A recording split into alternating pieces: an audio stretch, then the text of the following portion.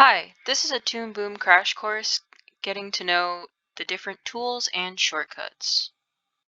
So to start off, I think it's always really important, at least for me, every time I open up a new Toomboom, I do CTRL U, and that brings up the preferences, and the first thing that I do is turn this god-forsaken extend exposure of the previous drawing off. So basically what the extend exposure of previous drawing does is when you draw something on a keyframe, I'm going to turn it on so I can show you. So let's say I'm over here and I want to draw something over here.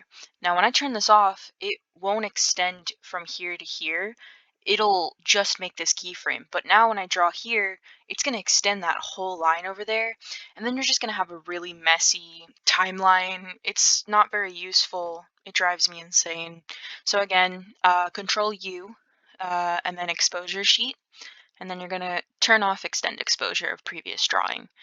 So the next thing I want to do is show you guys some keyboard shortcuts that help my process go a lot faster. They're pretty easy. The little arrows next to the M on the keyboard will bring you around the timeline, and it really helps when you're animating. I always animate on ones and then extend later. To extend later, I can show you with this one. The plus and minus, you can add keyframes, you can subtract keyframes. This is really helpful. I always go backwards because you could just do 1, 2, 1, 2, 1, 2, 1, 2. Instead of going forward, you have to like go through all of them to then go 1, 2, so it's like a lot more clicking. So that's the plus and minus. Also, there's a very nifty key. When I work, I space out my stuff a little bit, so I'm like, okay, so this is gonna go here, and then this is gonna go here, and then this is going to go here, but I don't want to drag everything because once you start dragging stuff, you're going to get these little keyframe nodes, and it's just really annoying to delete those later. So what you want to do is go to wherever you want to extend to and press F5. And then that'll just extend to wherever your current blue little box is. If you are working and you're like, oh shit, I need to move this arm, it's wrong, just press Control, and then you can drag. If you let go of Control, you won't be able to interact with it, so you have to hold Control while you're doing it. And then you can just move and change only specific parts of the Toomboom file. So it's really helpful for scaling. If you need to just nudge something over a little bit, like, oh no, his foot's not lining up, you can use the arrow keys, it'll nudge over. Whatever you need. It really helps when if you were working straight ahead and you didn't realize and you just need to fix a little thing because it's not working right and that arc isn't looking nice, so then you just go back and you nudge everything over and it looks really nice. If you want to, so say I did his arm, but this right here, that's not selected. If you hold shift, so Control and Shift, you can drag it and then you select it there. Also, the selection tool here works if you just go right through it. So say I wanted to just do this leg, but this line is here, so I can't just do that because then it brings everything. You can do this and just like select through it like that, and then you can just move whatever you need to. Super nifty, I didn't find this out until 2 years into me doing this. You could do Control Alt and rotate the motherfucking thing so you can draw better lines. That was insane for me to learn. I cannot remember the button for the life of me that returns it back to normal. I will have to look that up. So another fun and nifty thing is the onion tool. So I've just had this on, I always have it on. You see how mine are probably a lot lighter than what you guys are seeing? That is because I clicked this nifty button. So this is the onion skin and light table transparency thing. So you can change how transparent they are. This is really helpful because I fucking cannot work under these conditions. I feel like I'm being pressured to work fast if it's this dark. I don't know why, but it's a lot easier for me to comprehend when it's like this much lighter. And then you have your light table opacity. So this will be like if you had just like a white layer in between that you were changing the opacity for. Very helpful. if you want to just drown out your background and only see what you're drawing. And then the wash would be also drawings that you did in Toomboom. So while this is images, this is the work that you've done on other layers. And then I don't know what this is. I think this is just seeing your backgrounds. I usually don't play with that button. And then this is opacity of your lines. So it would change. I'm not using a pencil tool. I'm using a brush right now, but when we work on our finals, we will be using only the pencil tool for line work, and then that'll change the opacity so you can see what's on top and such. So I'm just gonna cancel because I'm happy with my settings. And then there's also a mirror tool if you guys ever need that to see if the drawing looks good. That's always really helpful. So if you have the space bar, you can use it to move things around. This is really helpful if you're like zooming in and out, and I zoom on a laptop and it's very difficult to like actually work the zoom feature sometimes, so I just use the hand to bring it back into place. But there's another zoom option if you're working on like a Cintiq and you don't want to go use your mouse. Right here you can just click and it has the general distances that'll work. I usually use about 40 because it's easy to understand everything on my screen, but that's just me. So there's also scrubbing. So say you need to scrub something and you don't want to sit here and go like this because it's like skipping frames or something. Right over here, you can scrub back and forth with this little bar, and you can go as fast and as slow as you need. And if you need to go a little bit faster, you can use this one at the top. This is really helpful if you're using lip sync because you need to just scrub through audio. But it's also helpful if you just need to like nudge a little bit and see how your movement's going. There's also the eyeball tool over here that you can isolate the layer that you want to work on. So say I just want to see this movement. Actually, let's use something better. I want to see just this beautiful grotesque finger cutting, but that's all I want to see. I don't want to see toast right now. I just want to see Gouda. So that's on drawing 1, and then I'm just going to click this little eyeball tool, and now it's isolated and I can only see this layer. This helps when things are getting a little complicated later on in animation. Super helpful.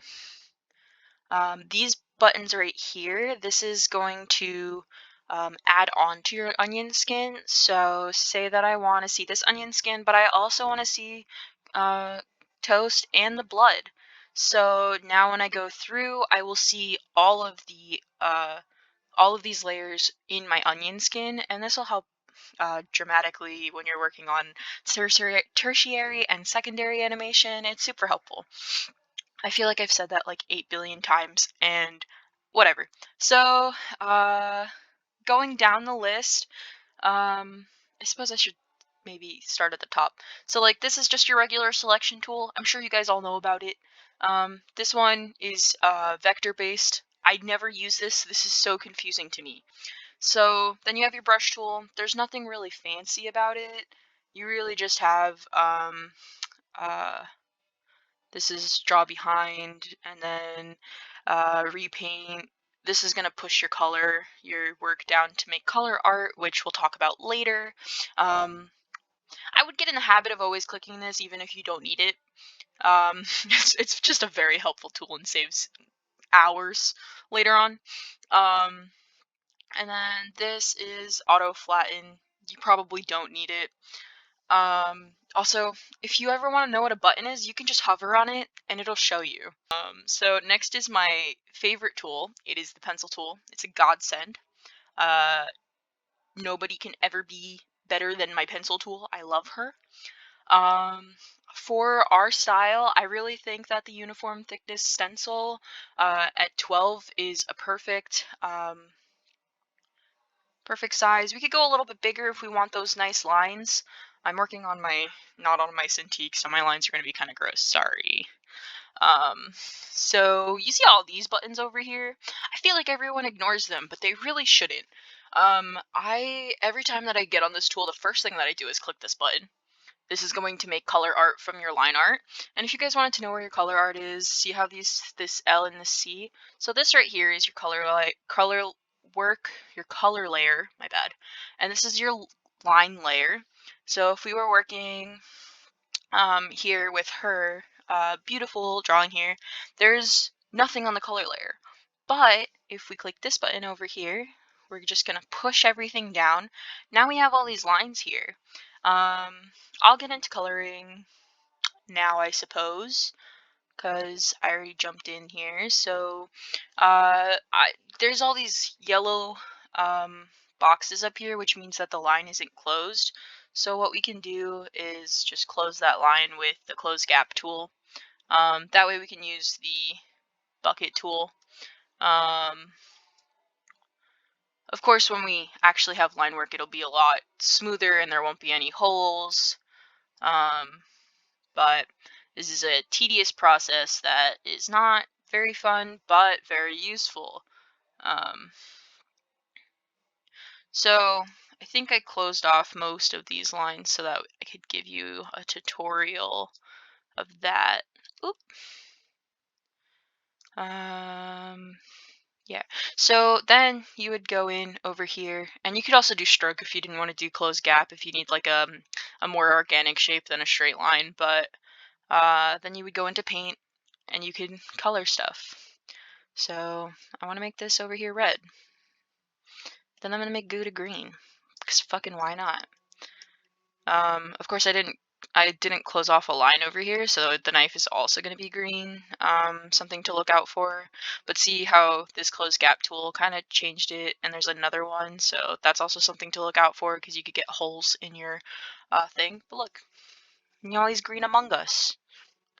Now, sometimes it will extend the colors if you've copied frame data, like I was telling you guys in class today, or yesterday. That's, you know, that. So now we have the line art, which is on top, and the color art underneath. And that way coloring will go so fast. Believe me, it's a lifesaver. That's really all you need to know about coloring, I think. So back to the pencil tool. So yeah, that's color art. Let's get off of Green Among Us. So these are some tools right here. All godsends. So this right here is the hammer tool. What it will do is if you draw a line, ew, I'm in green. If you draw a line and you want to connect that line, but you don't want to sit there and like go over it a billion times, hammer tool. Now it's connected. When you're working with this, it's definitely important to know when to use it and when to not use it, because like it can make some really ugly lines, especially if you're working on a more complex shape. It just won't pick up on it, and then it's a nightmare. So like if it's not working, see, because it's gonna make like a weird shape because of the way that I drew it. You just gotta finagle it, but it's a time saver. Again, it helps with that closing your lines to make sure that all of your lines are neat and clean, and that way we can color them and not have to go in and close a bunch of gaps.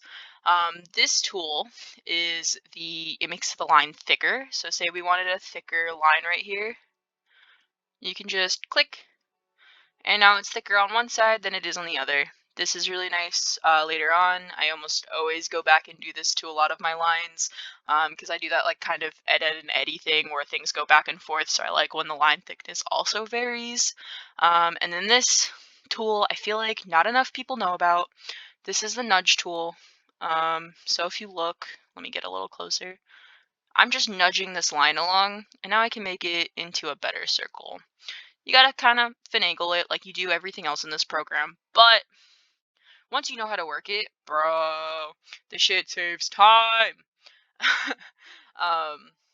It's very, very nice. Definitely recommend using that one. Oh yeah, there's a line tool, which I use for all my straight lines. If you haven't, I changed my keyboard shortcut preferences off of Shift, so like mine doesn't do this the same way. But if you do hold Shift while you have the line, it'll give you only like angles, but if you let go, it'll go everywhere. So once we need to just make a table line, you don't want to draw that line over and over again. Bro, beautiful little line right there. So the next thing I want to show you guys are these beautiful tools up here. I think I mentioned them in class already, but this is the move tool, the rotate tool, scale. If you hold shift, scale will retain its size. And then this is skew. I'm going to turn on onion skin so you can see what's happening everywhere else. So when you move this, everything else will move with it. If there is a keyframe on here, which there is, when you move that, it will keyframe it. So this is what I did to do the book and the finger.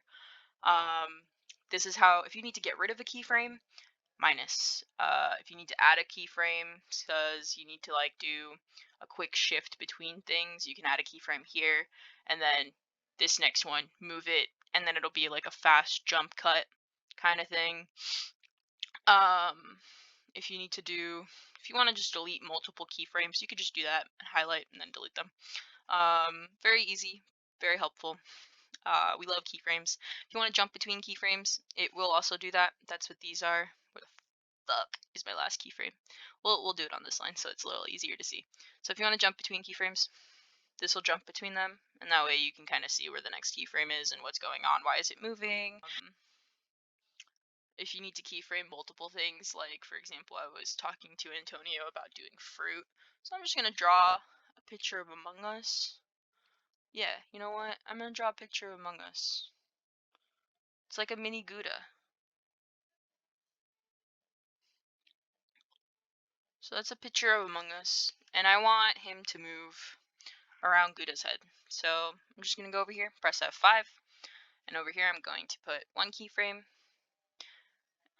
He'll start there, and then I want him to come around this way. And since he's getting closer, we're gonna turn the scale up a little bit. Oops. If you hold shift, it'll keep everything the same. And then if you hold control while in this, it'll help you let you move it. So we made this guy bigger. It's going around town. And then I want him to go, oopsie. Oopsie, I did both. I just want to move the one. Okay, so that happens sometimes. I want him to get smaller, and then I'm going to hold control and move him over here. So now he goes around, and like if I wanted to, I could do, is this season? No. I don't have it here for some reason. Maybe I took it off, but there's like an ease in, ease out thing that's usually there. I gotta figure out how to bring that back up, but you could ease in and ease out of it. Or you could manually do that. It's not the funnest, but it is possible. So now when we watch it through, wow, he's moving around, and it looks like you did a lot of animation work. So what I usually will do is I'll make a loop, and then I'll loop that loop thing that I did. We'll move around, and now each picture looks slightly different, even though it's a loop, and it's moving, so the eye can't really check and see that it's the same thing moving around. So yeah, that's keyframing. I think this is the last thing I need to cover. I'm definitely already past my notes and just kind of looking around the screen going, what haven't I gone over? I know that I kept mentioning to Antonio that you could put the light thing on, because if you just draw like this, you don't know what the fuck is going on. Like, where's my line? Oops, I wasn't pressing control, I was pressing FN. So if you put this on, then when you draw over something, there's an obvious difference. This will bring your current drawing to the top. It's kind of the same as this, but a little bit different. I personally don't really know how to explain it. It does the same thing for me, so I usually just have this one on and not that one. This is an amazing tool. I often draw outside of the bounds to make sure that I'm keeping shape. So if I'm moving something that needs to go across, I'll be like, all right, this needs to go here, here, here, and then I keep shape down here. but it's kind of hard to see what's happening when that's happening as well. So you could just cut it off and only see what's going to be rendered. Another way to do this is this button, but this is like your render view. So I don't really like using that. It's a little wonky for me personally. Another thing that I always do is I work with this a lot because you're not supposed to have any words or anything here because it's going to be very hard. You want to make sure that anything that needs to actually interact with the character is going to be at least like this far off the line thing, because this is the end of the screen. People don't really look there. They're looking mostly over here, you know? Yeah, so I usually have that on. Oh, here's how you reset your view. It's this button right here. I'm pretty sure. Let's change our thing and try it again. Yeah, so that's the button. Of course, it was super easy to find. I kind of forget where things are sometimes. Oh, yeah, if you want to make a quick drawing and you don't want to go through the whole menu, it's this little button right here. That's really helpful. If you wanted to like make a group, you would select all of the ones you want to make a group in, and then either press Alt-G or group. But do know, once you've made a group, if you try to draw other things in there, it's not going to work. So you need to drag that layer out of the group and then put it back in. Learn that the hard way. I think that's everything. I'm not going to go over bones, and I'm not going to go over morphing or anything. That's a lot of work, and I don't think we're going to need it for this project. Thanks for watching my tutorial. Feel free to comment if you have any questions. I'd be happy to answer them.